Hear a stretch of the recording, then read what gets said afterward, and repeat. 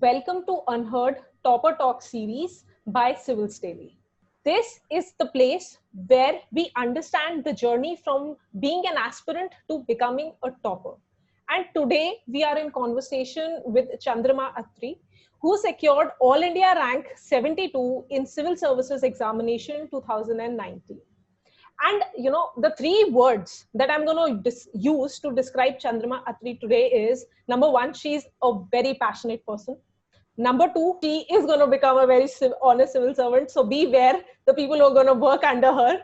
Third is she's got a very inquisitive mind who's constantly looking for new things to learn and new experiences to. So am I right, Chandrama? Yes, absolutely, ma'am. And that was a very good introduction. Thank you so much for having me here. Thank you. It is actually my pleasure to talk to you right now. Okay. Okay, Chandrama, let me start with one of the most cliched question that anybody would ask you in this kind of an interview is why UPSC, why civil services? Because from what I have seen is you have been a 90 plus student throughout your life. So is it like कि यार mummy papa ने देखा इसके 90 हर जगह पे आ रहे हैं इसको यूपीएससी दिलवाना है ऐसा तो नहीं था कुछ? नहीं नहीं ऐसा तो कभी कुछ नहीं था. But हाँ, initially when I was in school, I was not very clear about which field I want to make my career in. I was very confused and I did not know which exact line I want to pick up.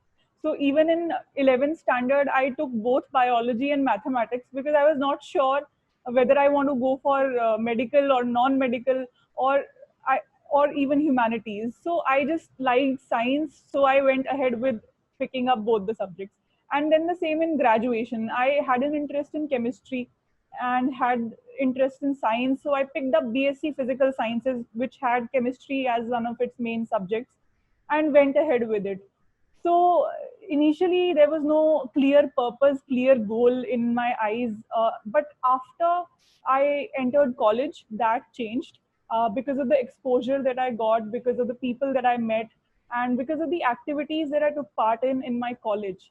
Then I developed this inclination towards civil services, and I started thinking about this exam a little more. And then when I reached my third year of college, it was then when I made up my mind clearly that this is something that I want to prepare for, and my interest lies in this. And from parents' side, they always used to tell me about different career opportunities. They even told me that you can also go for research, you can go for other lines. And when I was doing law, they used to tell me that I can prepare for judiciary also if I want. I can practice in court. So they always told me about different career choices, but I was totally committed to becoming a civil servant because I had analyzed myself and I had analyzed the exam also, the nature of the services. So I thought that this is something where I want to work.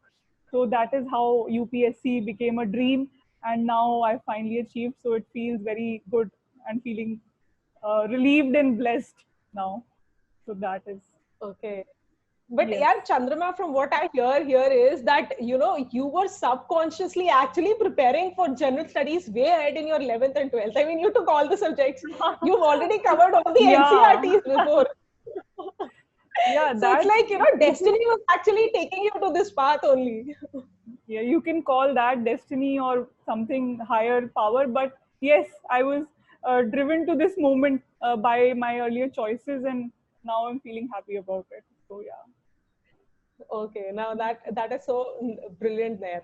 Okay, Yeah. Chandrama, tell me about some strategic interventions, especially the people in your life, your friends or your mentors that made during your preparation times. Because this journey is so long that it obviously includes so many people other than yourself in the preparation Yes. also. True.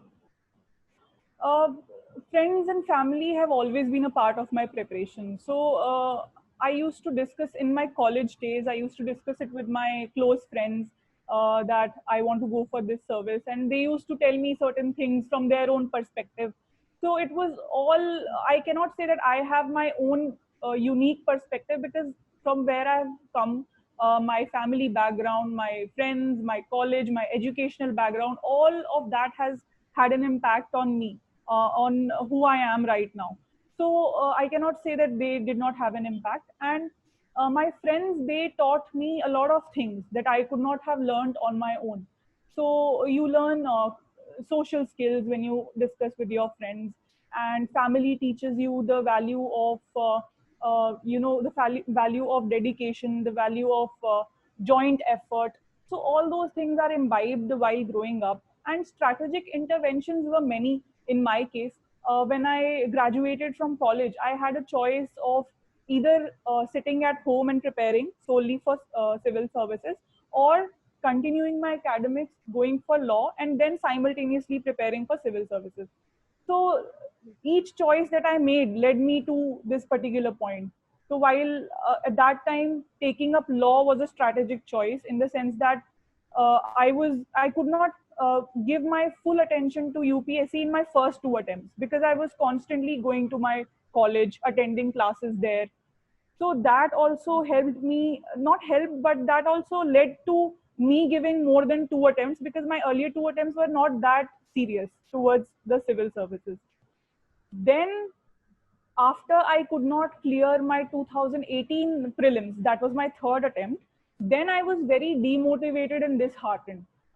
At one point, I thought of quitting the UPSC preparation, because if you're not able to clear your prelims in your two subsequent attempts in 2017 and 2018, and when you have actually cleared pre in your first attempt itself, so that feels very disheartened and demotivating. It feels to everybody. It happened with me too. So at that time, I thought of giving it up, and I went to the Supreme Court for an internship there. I thought that let me try this now. Let me try practice now, so that I can learn more about the legal field. And I went there for a month. I completed my law, gave my exams. Then some of my close friends, one of my friend who is very close to me, he said that you should come back to civil services preparation, because this is something that you really want to do. You are doing law because you're fed up with the thing and it is not happening, it is not materializing. So you are distracting yourself to other areas, but at your core, you really want to go for civil services. And then I realized that yes, because something is not happening and I'm not getting success, I should not get disheartened and not get frustrated. And I should try it once more. Maybe it will happen now. And then I tried once more and I got rank 72. So that was a strategic intervention there, because I came back to what I always loved. So that was a strategic intervention there. Okay, so basically they got you on track. That is what Yes, we yes, get here. yes. Nice. Got me on track. Okay, so, UPSC is a journey which not only changes you academically. I mean, you learn about so many things, you learn about so many aspects, but it is also a journey, which changes you as a person. So Yes. tell me some messages that you've learned through this journey that you are going to, carry forward not only in your services, but as a life messages that you're going to carry forward from this preparation period. Yes. It changes you drastically as a person, and I have gone through it. So now I can say that I have changed a lot. The first and the foremost thing that it does is it builds your confidence. Because when you have given first two attempts and you're not able to clear, you are actually pushed to stand up for yourself and what you want to do actually. So because of that, you build extreme confidence in yourself, and have you develop that belief that in spite of all odds, I will make it. So that confidence that builds in you is because you constantly push yourself to work hard. So first thing that has happened is it has made me very confident, the entire UPSC preparation. The second thing is it has removed a lot of bad habits from my life, and it has given me many good habits. For instance, earlier I used to stay up late at night till 2, 3 a.m. and studying also, and then watching some videos also, then talking to friends also. So it was all mixed up. But in the last 2 years, I changed all of my habits. I started waking up early, around 5, 6 a.m. I started sleeping early at 10 p.m. to 10:30 p.m. So all these little changes, it really improved my efficiency. It really improved my capability to achieve my targets on a daily basis. And it also kept me energetic. So these little changes were something that I made in this journey, and it improved my lifestyle, improved my mental, emotional, and physical well-being. I incorporated exercise also. I started doing Surya Namaskars on a daily basis in the morning. So all these little changes, they helped me a lot. And preparation, because as you already said, I was already a very good student, so reading was not that much of an issue with me. I could read a lot if I had to, but these daily changes that I made, this helped me to align my reading in a focused way, and that helped me to clear the examination. Oh, that is a very nice message you're sending out to the people, that you need to have this holistic understanding of this examination. Yes. Not just academically, but improve as a whole person. Yes. Yeah, nice. Okay, Chandrama, let's talk about prelims here. So whenever I say the word prelims, tell me the first word that comes to the thought that comes to your mind. A lot of information. Uh, you need a lot of calm and composed manner of attempting the paper is a must. Okay. And then lots of practice, as many as you could practice, as many tests. So was it a scary stage for you, or is it something that you were like, okay, I can clear this, something like that? Because I cleared it in my first attempt, so I did take prelims lightly in my next attempt, and I suffered because of that casual attitude. But I think that it should not be feared. Prelims is very much doable if you stick to the basics and you follow a certain guideline that is required to clear pre. So pre does not require a lot of effort. You just need to practice a lot of tests and just cover the syllabus, and the rest depends on your attempting the paper, how you reduce your negative marking, increase your accuracy. So all those little tweaks you have to make while practicing in the mock test.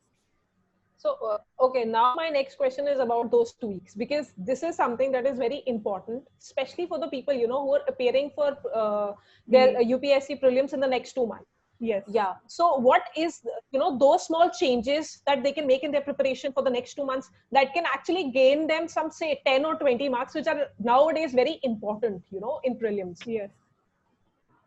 First of all, I would say that in prelims, all of us make a lot of silly mistakes sometimes. We know the answer, we have read the same thing, but while attempting the paper, sometimes we miss a word because they ask you which is not correct, and you sometimes read which is correct. So that makes your entire question wrong. And then sometimes you make certain assumptions which you should not make while attempting papers. So to ensure that these mistakes do not happen on the actual day of the exam, again, you have to practice a lot. For me, I did 2 GS papers every day, 1 month before my actual prelim exam. And I also maintained a register wherein I wrote what mistakes I did in this paper, and I noted them down, such as I used to make wild assumptions while ticking the answer. The second was sometimes I did not read the question properly. Sometimes I got confused in the question, or I attempted a lot of questions and many of them turned out to be wrong. So you have to find an optimum number of questions which is suitable for you, so that if you attempt those many questions, you will land in the safe zone. So that optimum number of questions that you have to attempt, you will find out only if you're giving many mock tests before the exam. So I think this is the only way out. You have to analyze yourself, constantly self-improve, and reduce negative marking by learning from your mistakes that you make in the mock test. And also one more thing, I also did meditation before prelims, because for prelim, while attempting the paper for 2 hours, you need to have complete focus on the paper and read every question very carefully. So to develop that focus and to have that clarity in your mind while attempting questions, I used to do 5-10 minutes of meditation every day in the morning, and that helped me to cool my mind and then attempt the paper in a good way. Nice. That actually I can feel that you already have a very calm personality, something who's very, who knows what stuff has to be where. So that kind of a personality you already have. So it's like basically for prelims, what we have here is, at least, I mean, you must have attempted something like 60 mock papers. right? More Something than like that. that. Okay. More than And that. reviewing your paper is very important, basically, Yes, right? that is very, very important. Yes. Okay, so that is a strategy that, that is a very nice strategy that people can actually follow for the prelims that is coming here in the next 2 months. Okay, when we were talking earlier, you talked about law, that you were doing law Yes. also. So, before I shift to your strategy for mains and all that information, Chandrama, there's this very famous quote, which is actually by Will Smith, who's supposed to be one of my favorite actor. And he says that Okay. there is no reason to have plan B because it distracts you from plan A. But I've Yes. been interviewing some people, and it comes like this particular quote is very debatable when it comes to UPSC, because a lot of toppers I see are making sure that their plan B is concrete, and then they move on to this plan A of UPSC. So what is your Yes. take on this debate between plan A and plan B here? Um, I think that it depends on person to person. I have seen people clearing UPSC after dropping for 1 or 2 years after their graduation. And I have also seen people who have done a lot of things after graduation. They've done their job for 1 2 years, they've done their MBA and their post grad, and then they are coming to UPSC to prepare. So it is your personal call. If you feel that you are confident enough and you feel that you need to have a single focus while preparing for civils, because it requires a lot of work and focus. You cannot manage a lot of things. Even I could clear in my fourth attempt, because I gave, after I graduated with law, I gave one full complete year to only UPSC. Before that, I was juggling law and other things. So that is true in this preparation. But some people do manage it with their jobs, they do manage it with their studies. So it depends from person to person. It depends on how much quality time you're able to give to the preparation. If you're able to give quality time while working, then it's fine. Otherwise, after graduation, if you do not have any other plan in sight and you only have UPSC in sight, so you can give 1 2 years to this preparation solely and prepare well for it. There's no harm in that if you're very, very clear about it. So it depends on you. It's a personal call, I think. Okay. Okay. Yes. Because, a lot of times we focus upon plan B because we think that it will give you that kind of a emotional support that is needed. Some people Yes. think that if they have a backup, then it Yes. will be easier to prepare for the civils. Is it so? Yes. Or is it like, no, ultimately it's the same pressure that you feel?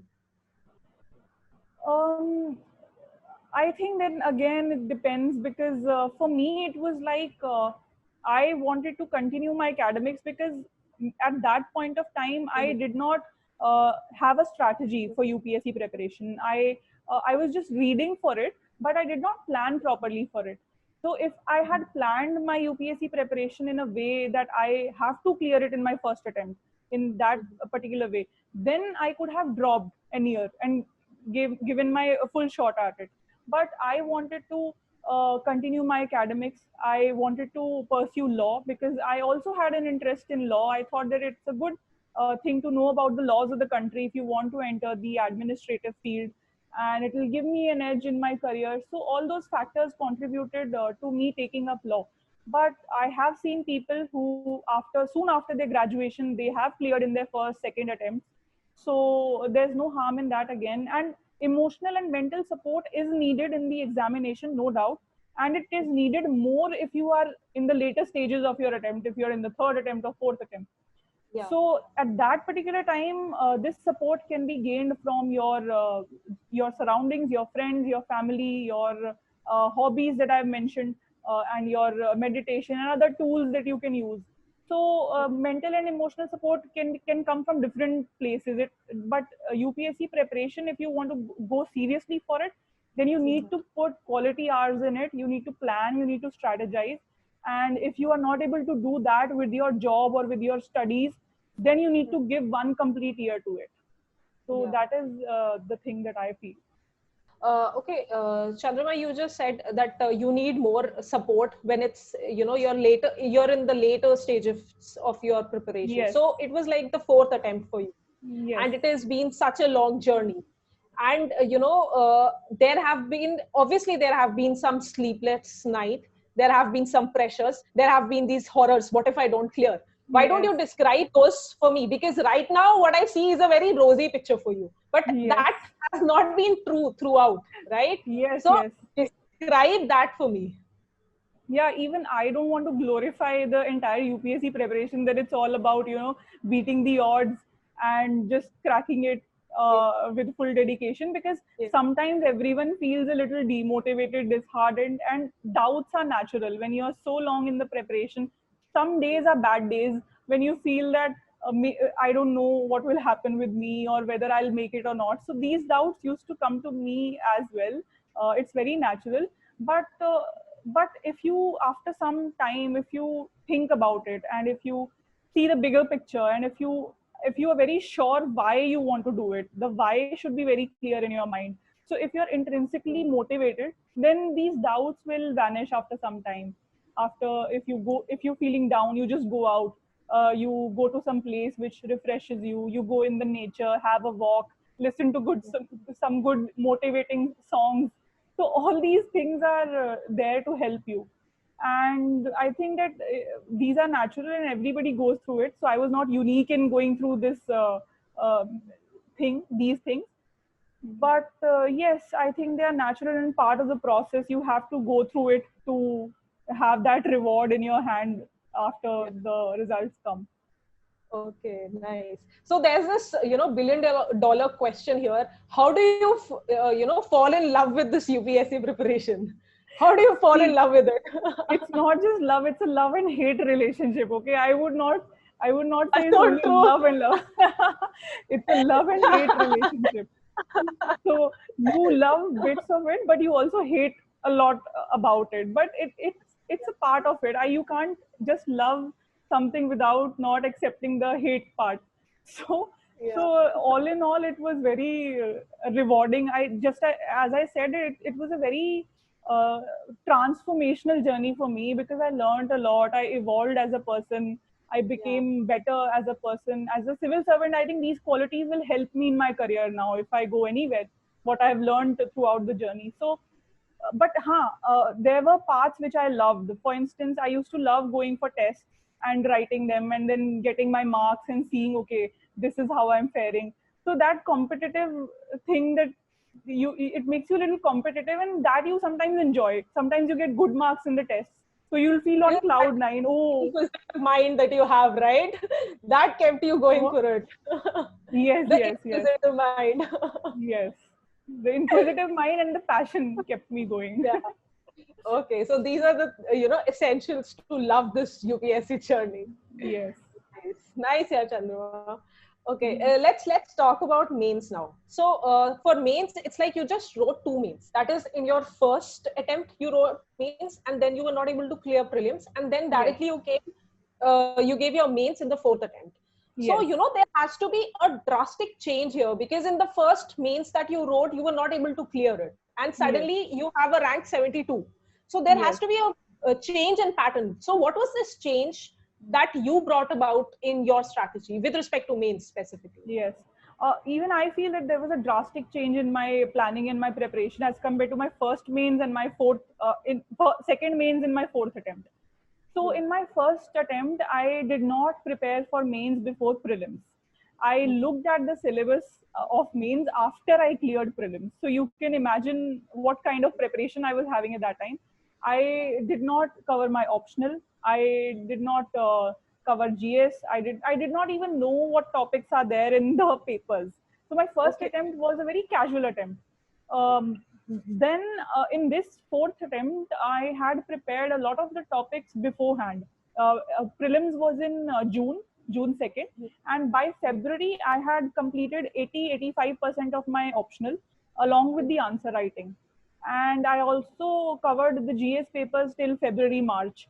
So a lot of the main syllabus was already done. And I also kept an integrated approach this time. While I was reading for prelims, I ensured that I covered the mains topics as well, along with the prelim studies. And after I cleared prelims, I just had to practice answer writing, give a lot of tests, and also just cover the current issues that were coming at that time. So I used to maintain a diary in which I used to update all the current issues and all the topics that were that had the most probability of being asked in the paper. I used to make short notes of them, and then I kept them revising. And I also read newspapers till the end, till the mains exam. So that was just an updation exercise more than the information collecting exercise, because I already read a lot of the things beforehand. So that was the difference between the two mains, I would say. Okay, what would be your advice specifically when we're talking about GS static content, how to prepare that for the mains and how to prepare for currents? Those are basically two parts of the mains. So Yes. what is your advice for students for that, both the portions? See, first of all, my advice would be to keep the syllabus in front of you at all times.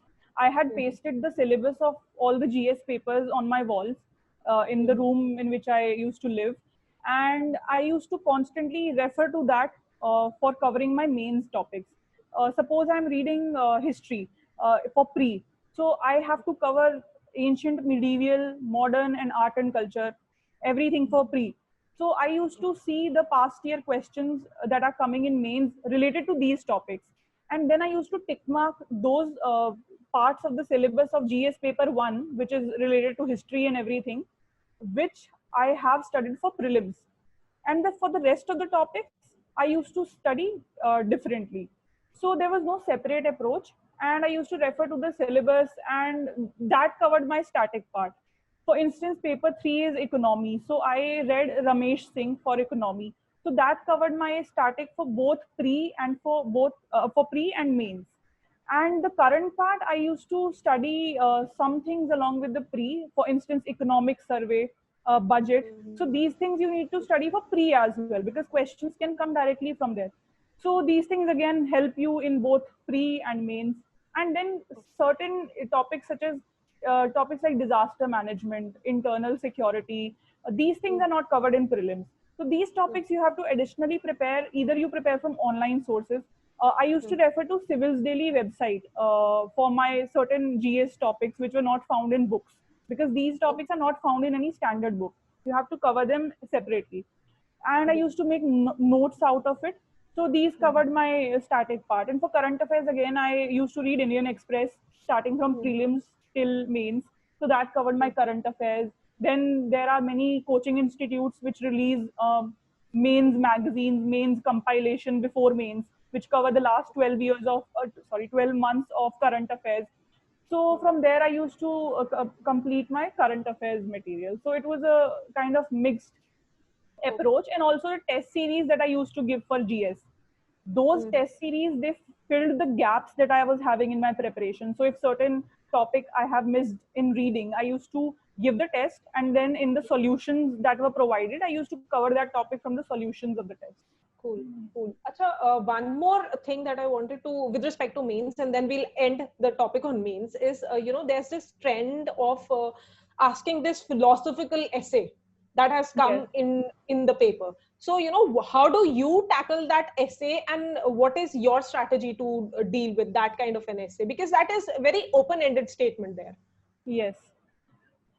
Essay is all about your power of expression. If you are good with words, and if you can express your ideas clearly and in simple words, and you can have certain flow in your essay, then I think you will be able to tackle any topic of essay. For philosophical essays, again, there is no right or wrong approach, in my opinion, because some people will interpret it in a completely different way, and some people will interpret it in a completely other way. So it's up to the writer of the essay how he or she wants to interpret it, and there's no right or wrong. If your essay is logical, if it makes sense to the reader, and if it is having certain elements, like I mentioned, the simplicity of the writing, using simple words, flow in the essay, structure in the essay, good amount of knowledge in the essay is reflected. You have written essay from all the aspects, covering different layers of the topic, different angles with which the topic can be viewed. Then I think you will score good marks in essay, regardless of the interpretation that you have made. If it makes sense and if it is logical to the reader, then I think you'll score good marks. Okay, nice. Because that is a tricky part now people actually face, right? Yes. Yeah, nice. Okay, now Yeah. Yeah, I sure. was Go saying ahead. I was saying test series will again help in essay. So I wrote a lot of tests before my mains. Every week I used to write two essays. So that Mhm. helped me a lot. Uh, Oh, so answer writing is again something which cannot be missed or neglected. yeah. Yeah. You have a major focus on answer writing, actually. Yes. Yeah, good. Okay, nice. Mm. Okay, now let's just end the main topic here, and let's talk about your hobbies. You have a really long list of hobbies. Actually, you do a reflective journal. You do painting. You Yes. read a lot of non-fiction books. So, is it the list is increasing in this quarantine era, or is it limited now? It is increasing, and especially after the results have come. Now I have more free time that I've never had in the last couple of years. So I'm Okay. completely shocked by the free time that I'm having right now. I'm not able to decide with which hobby I need to fill this free time. But yes, I have taken up learning guitar since my result came. So I'm trying to learn that, though I'm very beginner at it right now. But I am trying to learn. And other than that, reflective journal writing is something that I am doing still now, right now also, because it Mhm. helps you to collect your thoughts. It helps you to express your ideas again. You can say that these type of hobbies, they also help you in improving your answer writing, because every day if you're writing something, a page in your book about your own experiences, then also it improves your answer writing. But I like expressing, I like writing my work, writing my thoughts on a page. So that is something that I still do.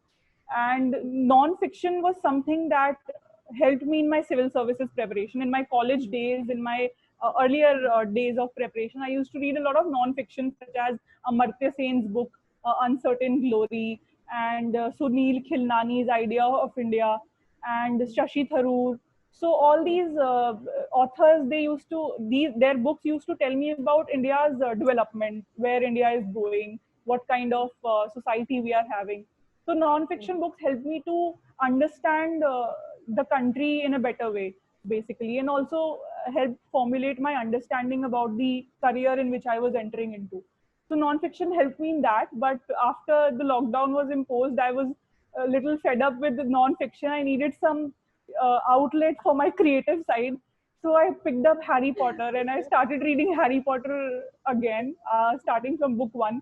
So I read Philosopher's Stone and I read The Chamber of Secrets. And I'm now on the third book, which is The Prisoner of Azkaban. So I'll pick that up now and I'll start reading Harry Potter then. Yes. Nice.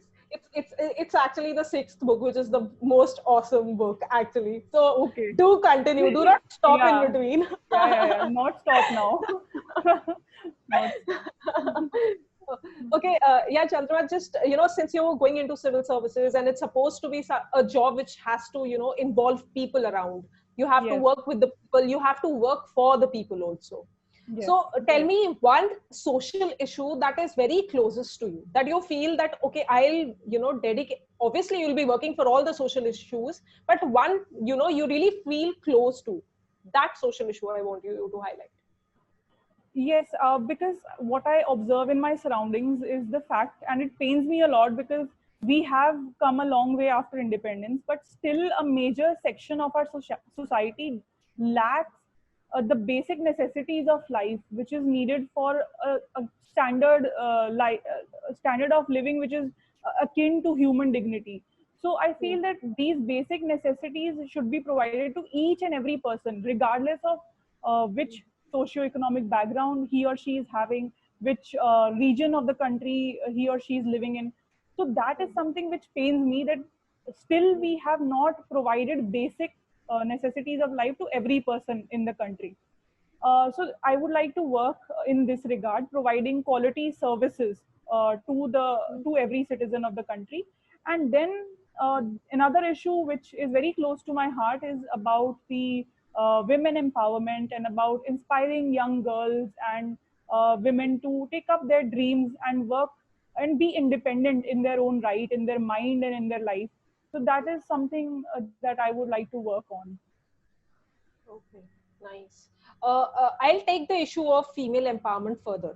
you know, Yes. because you come from Haryana, and there are some of states, right, which are known for the patriarchal society that is there in the frame. But you know, now we are seeing a lot of changes that is happening. A lot of female people, female role models are coming up, be it sports, be it science, and even civil services. We see a lot of female figures coming out from these situations, you know, Yes. challenging the people. And what I believe is also that, you know, successful women have a lot of supporting male figures behind them, like your father, your brother, or if you're married, then your husband. These people are also responsible for your success. So, you know, talk about that aspect in your life specifically. Yes, it is true that females face a lot of barriers as compared to men in taking up their dreams ahead and having a life of their own. So they face many societal barriers. But fortunately, in my case, I had never suffered any kind of barrier at my home and where I've studied. So in those places and at my home especially, I've never felt any kind of barrier in front of me. And my parents have always allowed me to do whatever I want to do. But yes, they have always taught me good things, good values, how I should lead my life in a more dignified and more respectable way. So all these things they have taught me, but they've never tried to control any of the things that I wanted to do. They have let me stay in Delhi till my entire preparation was complete. I was living on my own. I was preparing on my own. So these kind of barriers I never faced, but I know a lot of women do face these barriers, and more women come in the fields that are traditionally male dominated. Then I think more young females will be inspired to do the same and to do better in their own profession of their choice. So we want more role models for the young girls in the country, and we also need to ensure that at every level of the society, whether it is at home, in schools, at workplace, the barriers that are against the progress of women at those places, they are reduced by the intervention of the government, by the intervention of the general public. So until unless that happens, then it will be very difficult for women to reach the levels where they are capable of reaching. So I think efforts need to be made in that direction. So, Chandrama, you are a role model right now for females, right? Yes, So, I'm realizing what is it now. yeah, so what is your message specifically for the females, you know, to big dream, something like that? Yes. Actually, my message to the young girls will be that uh, it's all in the mind. So sometimes society will not see you as equal to men, but you have to see yourself as equal or as better than not better but as equal to anybody in the place. So it's all in the mind, so you need to have that confidence in you. You cannot think what the society is thinking. If you start thinking what the society is thinking, then you become a part of that patriarchal mindset in itself. So I think I would advise all young girls to have confidence, to go after their dreams, whatever it is, and to keep their spirits high, be happy, find happiness in their lives, and then continually work for their own dreams and success. So that would be my message. That is a very beautiful message, actually. Okay, Chandrama, let's talk about your interview. How was, you know, that was actually your first interview for Yes. UPSC. How was the experience of interview? Just describe that for us. The interview experience, all in all, was very good because that this is my first time to the UPSC building. So I was observing my surroundings, and in the waiting hall also there were many paintings that they had hung on the walls. So I was constantly observing the paintings because I have an interest in painting. Then they took me to the corridor where the rooms of the panelists were, and we were made to sit outside our own panels. And uh, for those 5-10 minutes you feel the nervousness and you feel the butterflies in your stomach, but then after you enter the room, you sit for 5 minutes, then everything becomes comfortable and you come in your natural flow of communication. So for me also the same thing happened. but it was a very good experience. I was thinking to myself that finally all my efforts have uh, uh, made me to give my first interview, UPSC interview. So I was very happy while giving the interview. Okay. So your first interview, and you think you cracked it nicely, right? Yes, yes. So tell me again, I don't think, because interview is something very subjective, but do you Yes, think it that is. there can be some hacks which people can apply for interview preparation as well? I think you can improve your answers. That is a given. You can improve your knowledge base, but they are not just checking your knowledge because they have already checked your knowledge in mains and pre. So what they Yeah. are checking is your personality. So you need to be very honest with them. You need to be yourself. So I think the most important hack is just be yourself and be honest in front of them, and don't try to bluff or don't try to pretend anything which you're not. If you do that, then I think you can score above average marks in interview. And rest, it is very subjective. You never know how many marks they've given you. Even abhi marks have not come out, so even I cannot say how my interview went. And they don't give you any hint as to how your interview is going. They will just ask you questions and they will observe you. They will try to grill you sometimes. They will also ask you random questions that will be a kind of shocker, but it all depends on how you manage and how you respond. And if they like you, then they like you, and if they don't, they don't. You cannot do anything about it. You just have to be yourself and present the best self in front of them. True, true, Chandrama. Okay, Chandrama, now this is my last question to you. And this is supposed to be a time machine question. So what Okay. happens here is that hypothetically, let's consider you get an access to a time machine, and now you have the opportunity to go back 4 years in your life and Okay. meet Chandrama from that time when she's starting to prepare for this examination.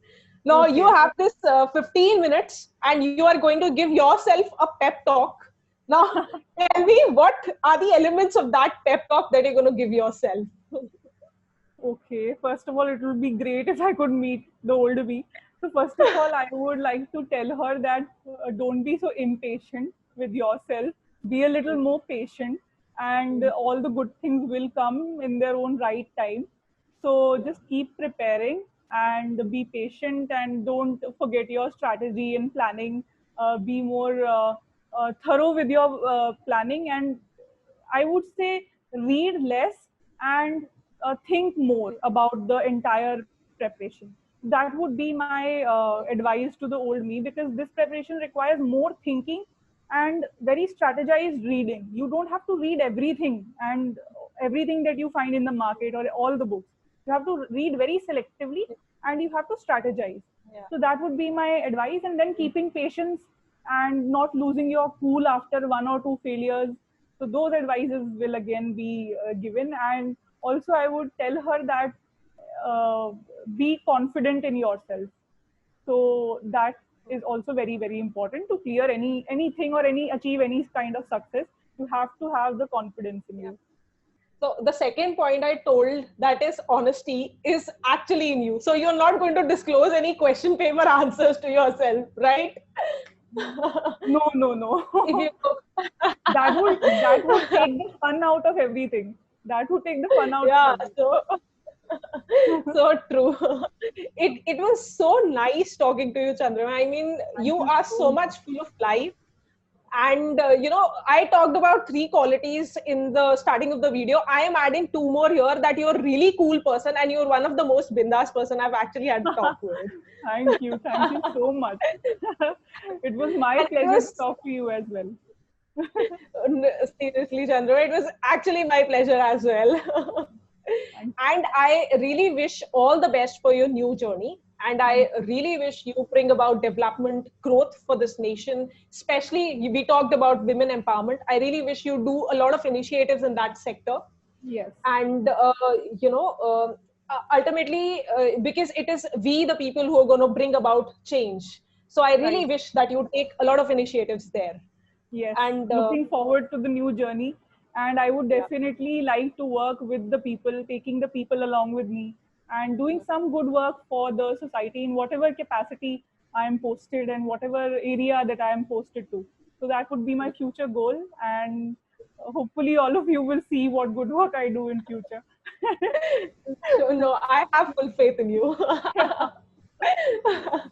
And as a request, I would ask you to write a guest article detailing your strategy for UPSC preparation, and also if you can be part of Habitat to have one-on-one conversation with the students there.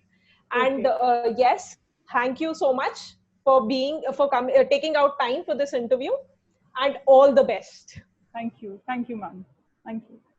Subscribe to our YouTube channel and press the bell icon on the YouTube app and never miss another update from Civils Daily.